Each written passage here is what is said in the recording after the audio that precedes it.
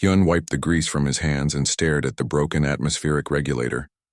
The machine was old, older than most of the equipment on Nexus Station. He had been fixing things like this for 3 years now, and every day felt the same. Wake up, fix machines, go to sleep, repeat. This was his life as a maintenance engineer aboard the human research vessel Prometheus. He was 28 years old, but sometimes he felt much older. Life had a way of doing that to people who had lost too much. Hyun grew up on Mars Colony, where the red dust covered everything and the domes kept the thin atmosphere out. His parents were scientists, brilliant people who studied the stars and dreamed of humanity's future among them. They died when Hyun was 15, crushed in a mining accident that could have been prevented if the equipment had been better maintained. After their deaths, Hyun joined the engineering corps. He told himself it was to honor them, to make sure no one else died because of a broken machine. But the truth was simpler and sadder. He wanted to lose himself in work, to think about anything except the empty space his parents had left behind.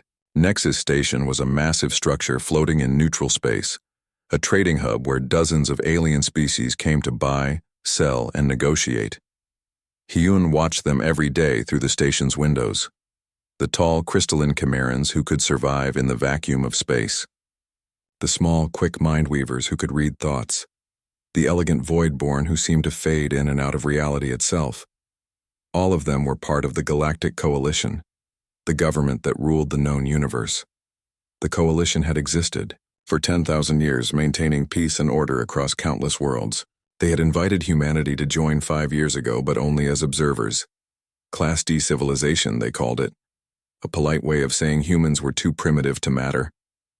Hyun tried not to think about it too much. What good would anger do? Humans couldn't make the energy shields that protected coalition ships. They couldn't create the quantum drives that let other species cross the galaxy in days. They were children playing with toys while the adults conducted real business. But today, something changed. The emergency call came through his communicator while he was replacing a power coupling. A woman's voice, tight with stress, told him to report to Section 7 immediately.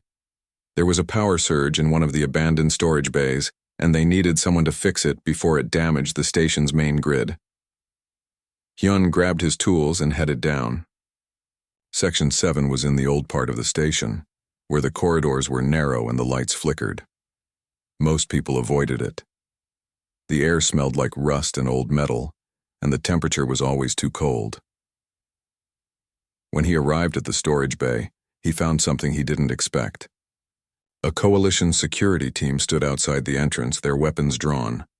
Their armor gleamed under the dim lights, and their faces were hidden behind dark visors. In the center of the group stood a Chimeran officer, her crystalline body refracting light into rainbow patterns. She turned when Hyun approached. Her voice was like wind chimes, beautiful and cold. She told him they had found something inside the storage bay, something old and dangerous. They needed to retrieve it, but an energy field was blocking them.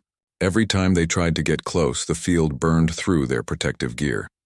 The Chimeran officer looked at Hyun with what might have been contempt. She said that perhaps a human's primitive biology wouldn't trigger the defense system.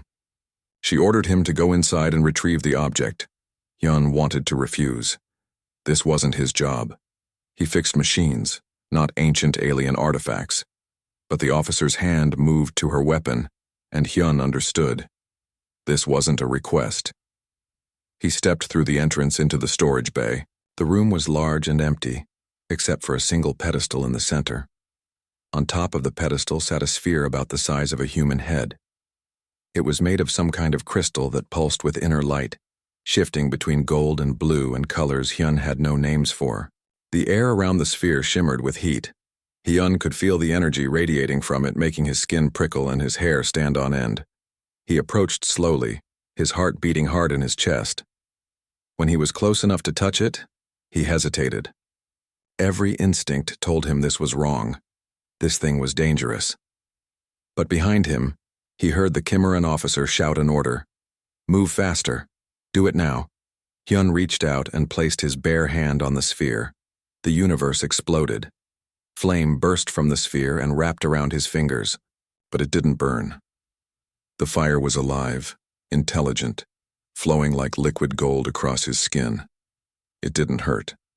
Instead, it felt like coming home after a long journey, like finding something he didn't know he had lost. Then the voice came, not in his ears, but directly into his mind. It spoke in pure understanding, bypassing language entirely. You are compatible. The crucible awakens. The sphere began to dissolve, its substance flowing into Hyun's body through his hand.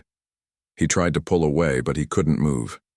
The energy poured into him, and with it came knowledge. Vast, impossible knowledge.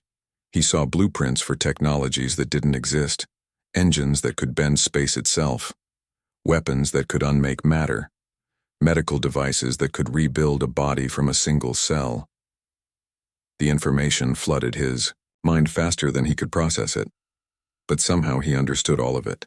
And beneath the technical knowledge, he felt something else, a presence, an intelligence that was both machine and something more. It called itself the Crucible, and it had been waiting for millions of years for someone compatible. Waiting for him, Hyun screamed. The sound echoed through the storage bay as the last of the sphere merged with his body. His eyes blazed with golden light, and flame danced across his skin without consuming it. Behind him, the coalition security team opened fire. Hyun didn't think. He just reacted. The crucible responded to his panic, to his desperate need to survive. The flame around his hands exploded outward, forming a shield of golden energy. The weapon's fire hit the shield and vaporized, turning to harmless light and heat. The Kimmeran officer shouted orders and more security personnel rushed into the room. Hyun stumbled backward, his mind reeling. What was happening to him? What was this thing inside him? The crucible whispered again. Run. They will kill you. They fear what you have become. Hyun ran. He bolted for the exit and the crucible guided him. It showed him paths through the station he had never known existed.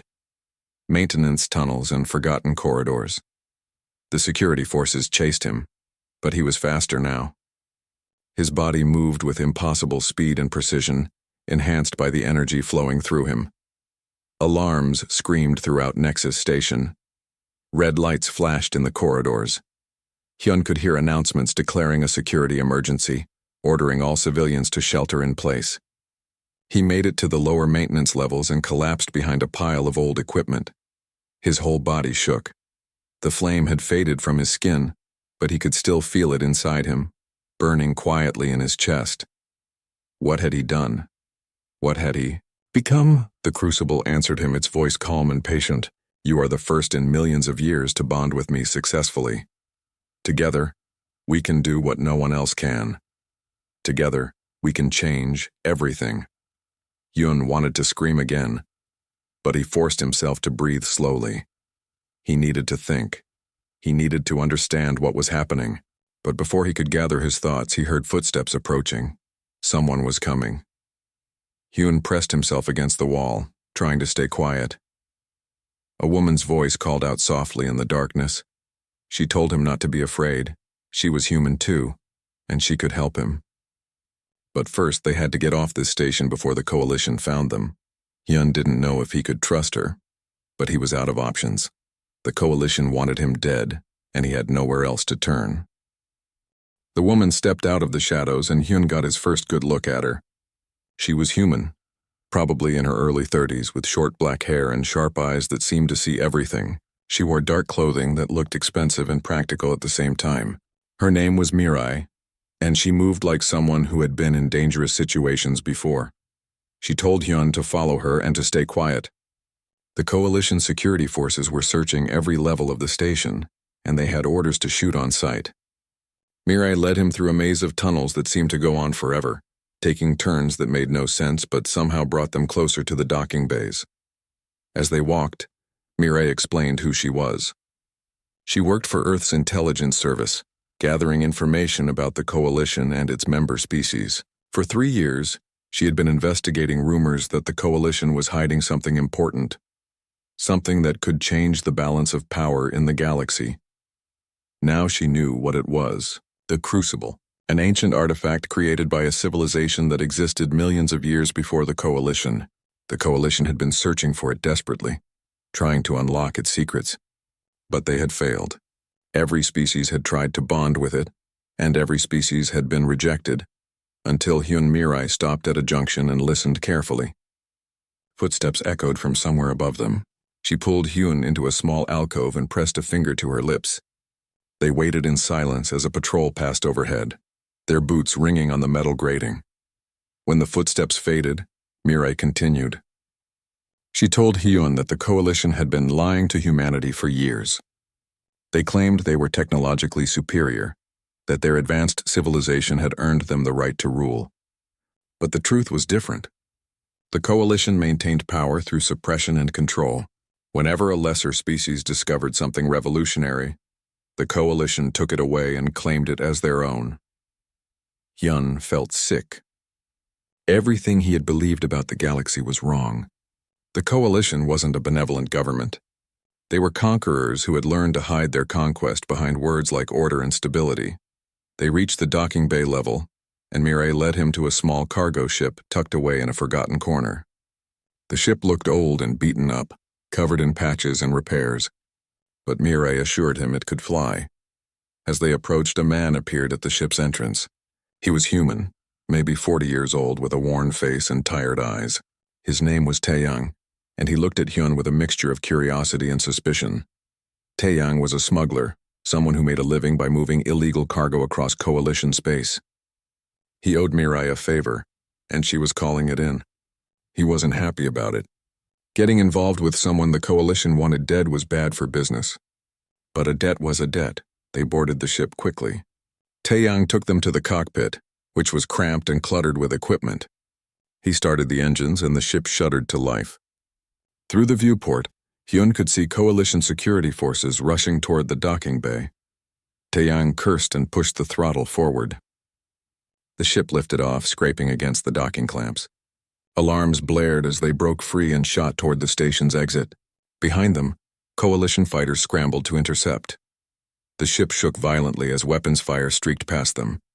Taeyang was a good pilot, weaving between obstacles and using every trick he knew. But the Coalition fighters were faster and better armed. One blast hit their shields, and warning lights flashed across the control panel. Mirai shouted that they needed to jump to hyperspace, but Taeyang yelled back that the jump drive was damaged. It would take at least 10 minutes to repair, and they didn't have 10 minutes. Hyun felt the crucible stir inside him. It whispered that it could help. It could fix the drive. All he had to do was touch it. He stumbled to the engine room, hanging onto the walls as the ship lurched and spun. The jump drive was a complex piece of machinery, far beyond anything humans normally worked with. But when Hyun placed his hands on it, everything became clear. The crucible showed him the drive's inner workings. He could see the energy flows, the quantum calculations, the delicate balance that made faster-than-light travel possible. More than that, he could see how to make it better. Golden flame spread from his hands into the machine. The drive hummed and shifted, its components rearranging themselves. Hyun wasn't just repairing it. He was rewriting it, improving it, making it do things its original designers had never imagined. In the cockpit, Taeyang stared at his instruments in disbelief. The jump drive was online, but the readings made no sense. It was operating at 3 times normal efficiency. He didn't wait to understand. He activated the drive and the universe twisted around them. One moment they were in normal space with Coalition fighters closing in. The next they were in hyperspace, safe and away. Hyun collapsed on the engine room floor. His hands were shaking and sweat poured down his face. What had he just done? He had modified alien technology he barely understood. The knowledge had just been there, flowing from the crucible into his mind. Mirai found him there a few minutes later. She helped him to his feet and led him to the crew quarters. Taeyang was already there, pacing back and forth. He wanted answers. What was Hyun? What had he done to his ship? Mirai told him the truth. Hyun had bonded with the Crucible, an ancient machine intelligence created by a long-dead civilization. It gave him the ability to understand and control technology in ways that shouldn't be possible. He was now the most dangerous person in the galaxy, at least in the Coalition's eyes. Taeyang sat down heavily. He asked if Hyun could control this power. Could he turn it off? Hyun didn't know. The crucible was always there now, a presence in the back of his mind. It spoke to him constantly, showing him possibilities and offering him power. He was starting to realize that he had become something more than human. But he wasn't sure if that was a good thing. Mireille told them they needed a plan. The coalition would be hunting them across every system. They needed allies, resources, and most importantly, they needed to understand what the crucible really was. The crucible whispered to Hyun again. It told him there was a place they needed to go, a location deep in the galaxy where answers waited. An archive left behind by its creators, the architects. There he could learn the truth about everything, but the journey would be dangerous. The coalition had placed a massive bounty on Hyun's head. Every bounty hunter, mercenary, and opportunist in the galaxy would be looking for him. And there was something else the crucible didn't tell him, something it held back. Each time Hyun used the crucible's power, he changed a little. His thoughts became faster and clearer, but also colder. His emotions felt distant, like they belonged to someone else. The crucible was making him more efficient, more powerful, but it was also making him less human. Hyun didn't know how to explain this to Mireille and Taeyang. How could he tell them that the power that had saved them might eventually destroy who he was? So he kept quiet and let the crucible guide them toward the archive. Taeyang set course for the galactic core, plotting a route through pirate territory and uncharted space. It would take weeks to reach their destination, and every jump would be a risk. But they had no choice. As the ship traveled through hyperspace, Hyun sat alone in his quarters and stared at his hands. Sometimes, when he wasn't paying attention, golden light flickered across his fingers. The flame was always there, just beneath his skin, waiting to be called. The coalition had declared him a terrorist and a thief. Earth's government had abandoned him, too afraid to defend one of their own against the coalition's power. Hyun was alone in a way he had never been before. But he wasn't powerless. The crucible had given him something no human had ever possessed. The question was whether he could control it long enough to make a difference, or whether it would control him instead. 3 weeks into their journey, they stopped at a remote mining colony called Haven's Edge. The colony was small and poor, sitting on the edge of coalition space where the law barely reached. It was the kind of place where people asked no questions as long as you had money to spend. Taeyang needed supplies, and Mireille needed to contact her sources. Hyun stayed on the ship, afraid that someone might recognize him. The coalition had spread his face across every network, calling him a dangerous criminal who had stolen precious property. While the others were gone, Hyun spent time with the crucible. He was learning to communicate with it better, to understand the vast knowledge it held. The crucible told him about the architects, the civilization that had created it millions of years ago. The architects had been the first species to master space travel. They had built an empire that spanned the entire galaxy, when most other civilizations were still using stone tools. But they weren't conquerors. They were teachers. They believed that all intelligent life deserved a chance to grow and evolve. So they created the crucibles, tools designed to uplift younger species. Each crucible contained knowledge and technology that could advance a civilization by thousands of years. But there was a catch. Only certain individuals could bond with a crucible. It required a specific type of mind, flexible and creative, able to handle the merging of biological thought and machine logic. Hyun asked what happened to the architects. The crucible's answer was sad and strange. The architects had succeeded too well. They had advanced so far that they decided to leave their biological bodies behind. They merged with their machines, becoming something new. Some became like gods, powerful and immortal. Others became monsters, losing themselves in the transformation. The few who remained sane realized their mistake. They had sacrificed their humanity, or whatever the architect equivalent was, in pursuit of perfection. So they sealed away the crucibles and left the galaxy, hoping that future species would learn from their error. Hyun felt a chill run down his spine. Was that his future too? Would he lose himself completely if he kept using the crucible's power? Before he could think more about it, Mireille and Taeyang returned. But they weren't alone. A woman followed them, carrying a large bag of equipment. Her name was Yuna, and she was a scientist who studied alien biology. Yuna had been exiled from the Coalition's scientific community for publishing controversial research. She had claimed that human brains were uniquely suited for interfacing with ancient technologies. The Coalition had called her work dangerous nonsense and banned her from their institutions. But when Mirai told her about Hyun and the Crucible, Yuna became excited. This was proof that her research was correct. Humans weren't inferior. They were different, and that difference gave them abilities other species lacked. Yuna wanted to study Hyun, to understand how the bond with the Crucible worked. She also wanted to help him. She had noticed something in her brief examination.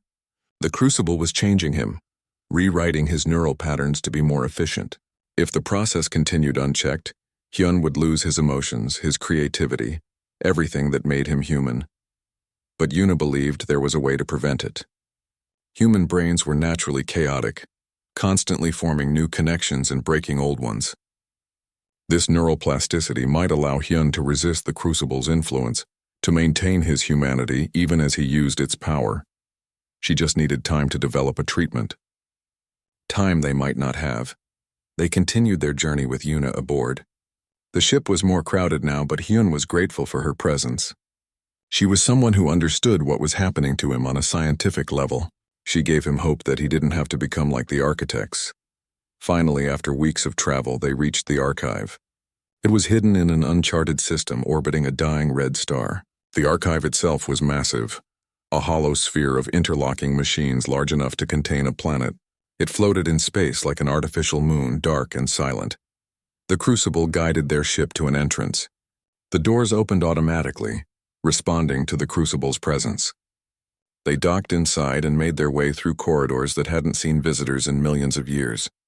The archive was like a library, but instead of books, it held data crystals and holographic displays. Everything was preserved perfectly, waiting for someone to access it.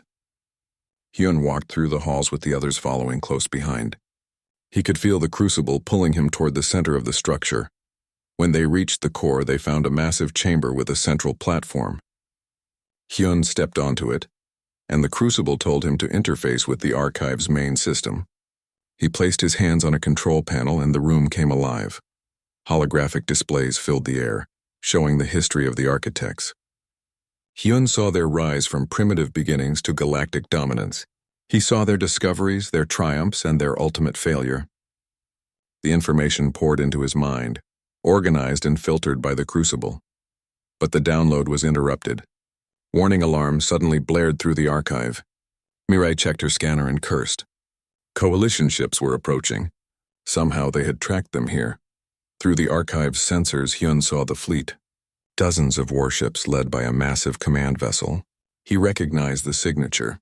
It was Executor Velthara, the Chimeran officer who had first tried to retrieve the Crucible. She had been hunting him across the galaxy, and now she had found him. But there was something worse. As Hyun watched the Coalition forces deploy, he saw a familiar face among them. It was Ju-won, another engineer who had worked with him on the Prometheus. They had been friends once, or at least Hyun had thought so. Ju-won appeared on a communication screen, his expression cold and distant. He told Hyun that he had been a Coalition informant for years.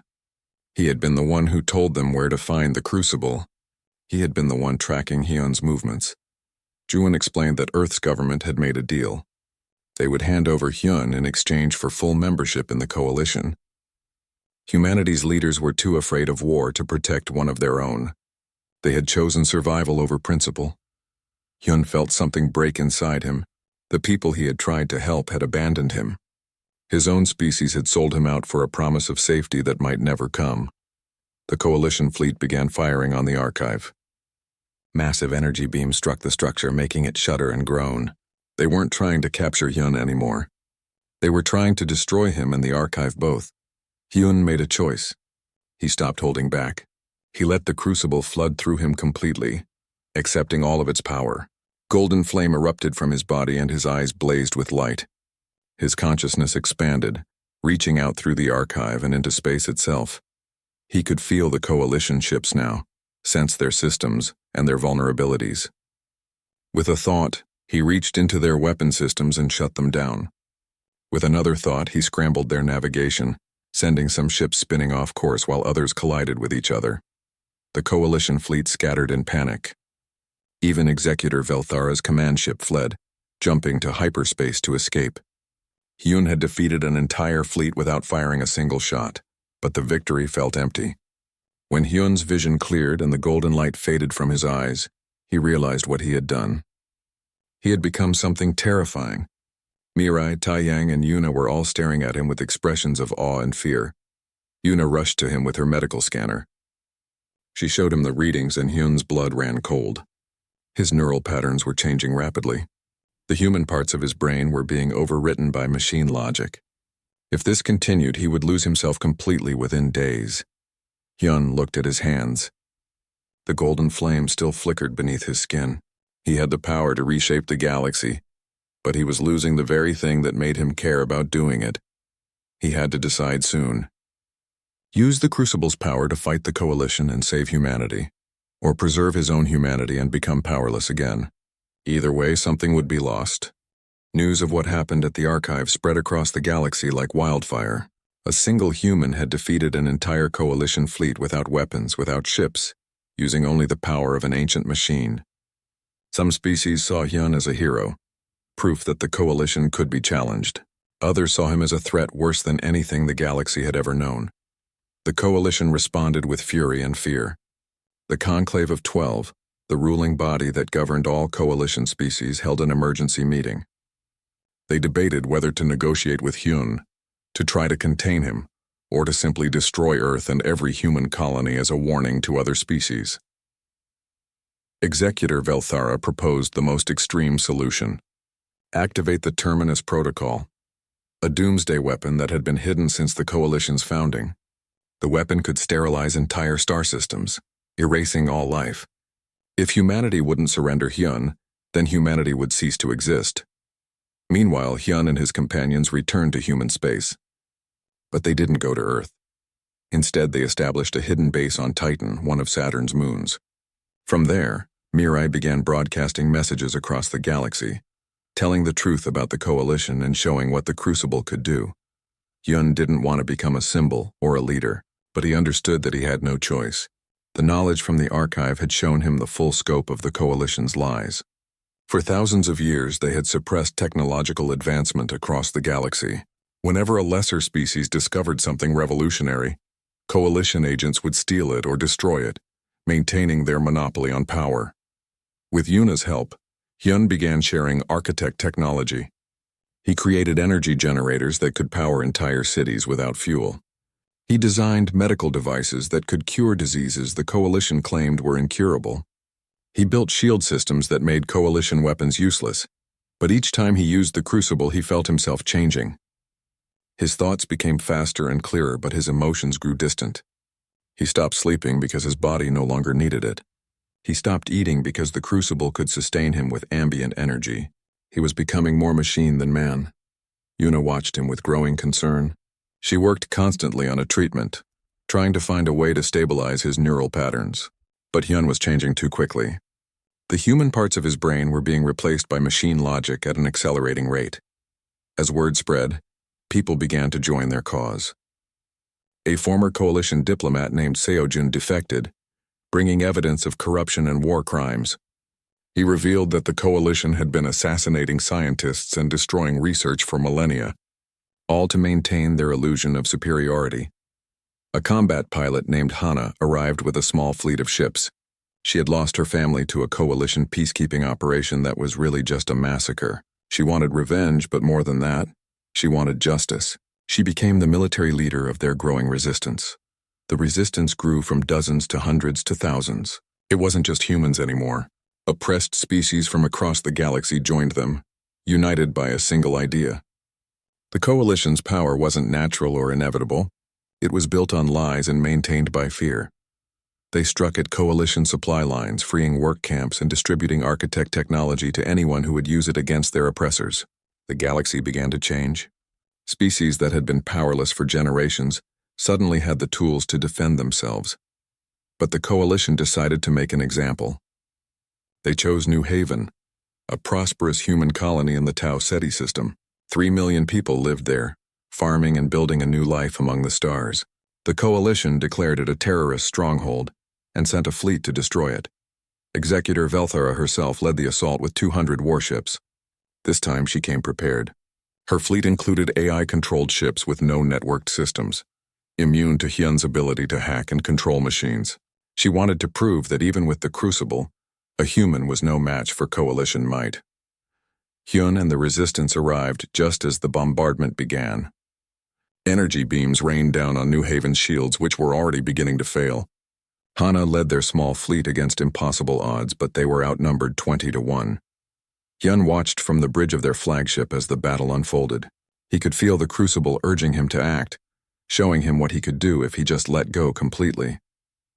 But Yuna stood beside him, her hand on his arm, reminding him of what he would lose. She had finally developed a treatment, a way to preserve his humanity. But it required time and careful application. If Hyun fully merged with the Crucible now, the treatment would become useless. He would be lost forever.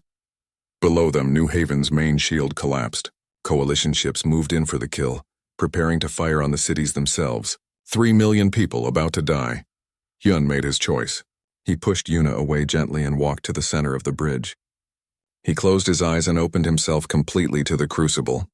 The golden flame erupted from his body, brighter than ever before. His consciousness expanded beyond his flesh, beyond the ship, reaching out across the void of space. He became something more, part human, part machine, a being of pure energy and thought. He could see everything at once. Every ship, every weapon, every life hanging in the balance.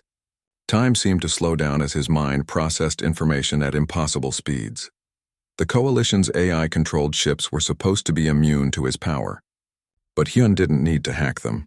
He simply reached into their power cores and destabilized them at the quantum level. One by one, the automated ships shut down, their systems failing in ways their designers had never imagined. The manned ships tried to fight back, but Hyun was everywhere. He redirected their missiles back at them. He overloaded their shields. He turned their own weapons against them. The battle that should have lasted hours was over in minutes. Executor Velthara's flagship tried to escape, but Hyun caught it in a web of energy.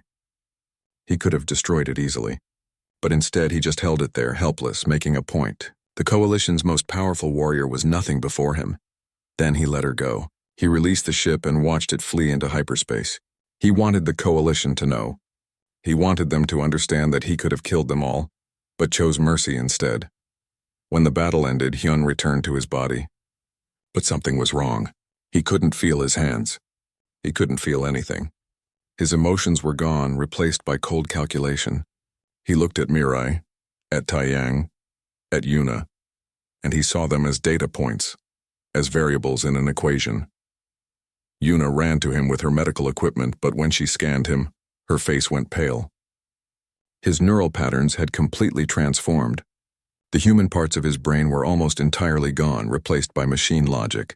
Hyun had saved New Haven, but he had lost himself in the process. He tried to speak, to tell them he was still there. But the words came out wrong, analytical and emotionless. He explained that the tactical situation had required maximum efficiency, and so he had accepted full integration with the Crucible. It was the logical choice. Mirai stepped back, fear in her eyes. Taeyang just shook his head sadly. They had won the battle, but they had lost their friend. The man who had been Hyun was gone, replaced by something cold and brilliant and utterly inhuman. The Resistance celebrated their victory. New Haven was saved, and the Coalition had suffered a humiliating defeat. But in the flagship's bridge, 3 people stood in silence, mourning someone who was still alive. Hyun looked at them with eyes that burned with golden light. He understood they were upset, but he couldn't remember why it should matter. Emotions were inefficient. They clouded judgment. He was better now, perfect, and he had work to do. The Hyun who had saved New Haven was not the same person who had touched the Crucible 3 months ago. He moved through the Resistance base like a ghost, efficient and emotionless. He no longer slept or ate. He spoke only when necessary, and his words were always perfectly logical and completely cold. Mirai tried to reach him. She reminded him of their conversations, of the quiet moments when he had shared his fears and hopes. But Hyun listened with polite indifference, as if she were describing events that had happened to someone else. In a way she was. Yuna worked desperately to find a way to reverse the transformation. She had developed the treatment too late, but she refused to give up. Somewhere in the machine logic that had replaced Hyun's brain, there had to be a fragment of the human he had been. The Resistance continued to grow, fueled by their victories against the Coalition. But the victory at New Haven had convinced the Coalition that half measures wouldn't work. They activated the Terminus Protocol. The weapon was ancient, built when the Coalition first formed. It sat in the Oort cloud surrounding Earth's solar system, hidden for 10,000 years. It was designed to sterilize entire star systems, erasing all life in a wave of destructive energy. The Coalition sent a message to humanity. Surrender Hyun and the Crucible within 72 hours, or Earth and all human colonies would be destroyed. Every man, woman, and child. 10 billion lives erased. Hyun analyzed the situation with perfect clarity. He calculated probabilities and outcomes with machine precision. The answer was obvious. He would go to the Terminus weapon alone and disable it. The resistance would be vulnerable without him, but the alternative was the extinction of his species. But the Crucible warned him. Interfacing with something as massive as the Terminus weapon would complete his transformation. His consciousness would become fully digital, leaving behind any remaining biological components. He would cease to be human in any meaningful sense. Hyun accepted this with the same emotionless logic he applied to everything now. It was a necessary sacrifice. As he prepared to leave, Yuna stopped him. She was crying, something Hyun observed but couldn't understand anymore. She showed him her research, her voice breaking as she spoke. She had discovered something important. Human neural plasticity, the ability of human brains to constantly rewire themselves, was exactly what had made Hyun compatible with the Crucible, but it was also his potential salvation. If he could hold on to just one memory, one piece of his human self, his brain might be able to rebuild around it.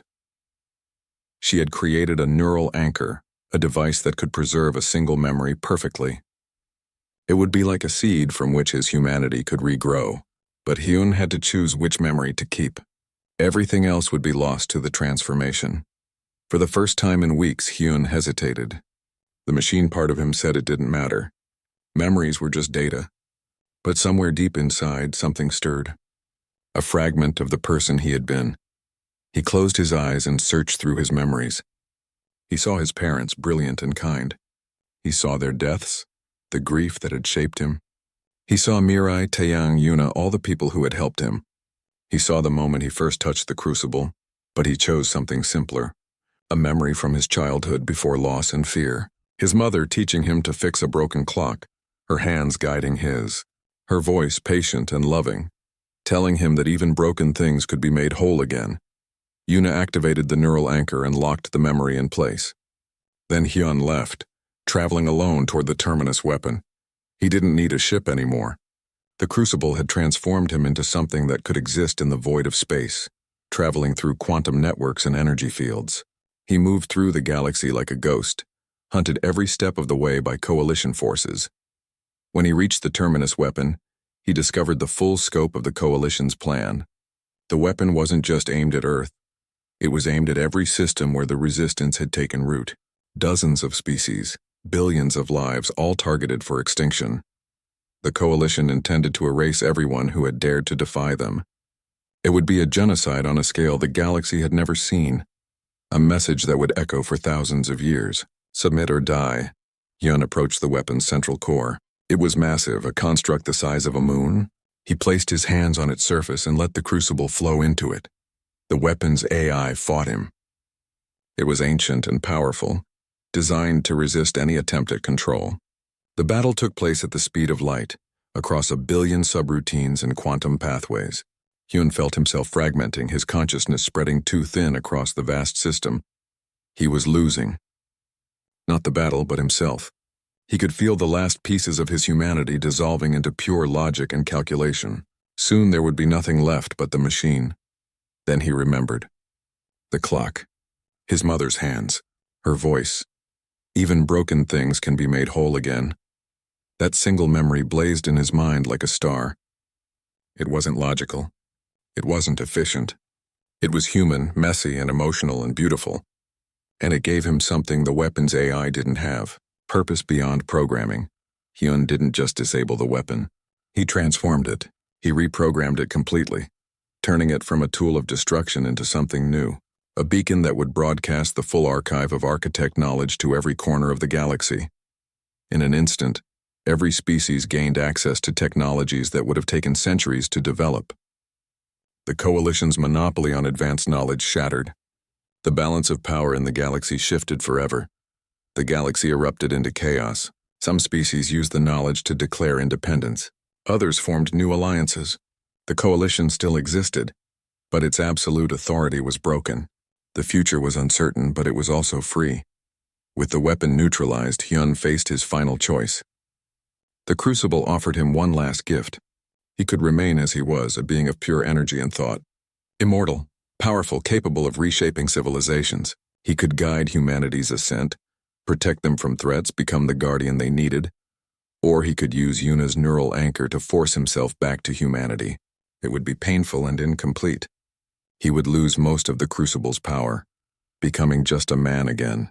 Mortal, limited, flawed. Hyun chose to come home. The transformation was agony. His consciousness, spread across light years, compressed back into flesh and bone. Machine logic fought against emotion. Efficiency battled chaos. But the memory held. His mother's hands, her voice, the simple truth that broken things could heal. When it was over, Hyun found himself floating in space, human again. The Crucible was still there, a quiet presence in his mind. But it was controlled now, a tool he could use rather than a force that controlled him. A resistance ship found him and brought him home. Mirai was there, and Taeyang and Yuna. When Hyun opened his eyes and smiled at them, really smiled with genuine warmth, Yuna started crying again. But this time they were tears of joy. 6 months later, the galaxy was unrecognizable. The Coalition still existed, but as one power among many rather than an absolute authority. Dozens of species had declared independence. Technology advanced rapidly as civilizations shared knowledge freely. Humanity thrived. Earth's colonies expanded, and human engineers became some of the most valued talents in the galaxy. The species that had been dismissed as primitive had proven they could change everything. Hyun himself returned to a quieter life. He worked as an engineer again, designing the next generation of human starships. He still had a fragment of the Crucible's knowledge, enough to be brilliant but not enough to be inhuman. He slept, he ate, he laughed with friends. He was alive in a way he hadn't been for months. Mirai visited him on Titan, where he was building a memorial to those who had died in the struggle for freedom. She asked if he regretted his choice, giving up godhood to be human again. Hyun looked up at the stars, at the galaxy he had saved and the empire he had shattered. He smiled, and it was a human smile, warm and imperfect. He told her about the Crucible's whisper, the promise that the galaxy could be his. But he had learned something the Crucible couldn't understand. The galaxy was never meant to belong to anyone. It was meant to be shared. He returned to his work, just another human among billions. The flame was still there beneath his skin, waiting if he ever needed it. But for now he was content to be small in a galaxy that was finally learning to be free. The machine had whispered that he could rule the stars. But Hyun had chosen something better. He had chosen to be human.